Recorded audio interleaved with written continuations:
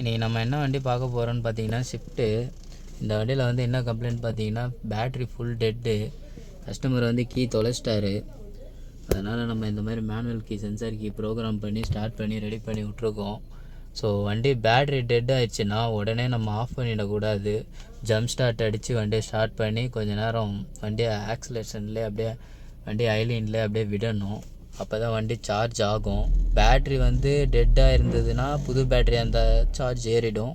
இதே ஓல்டு பேட்டரியாக இருந்தால் ஒன்றும் பண்ண முடியாது. பேட்ரி போயிடுச்சுன்னா ஒன்றும் பண்ண முடியாது. நியூ பேட்டரி தான் சேஞ்ச் பண்ணுற மாதிரி இருக்கும்.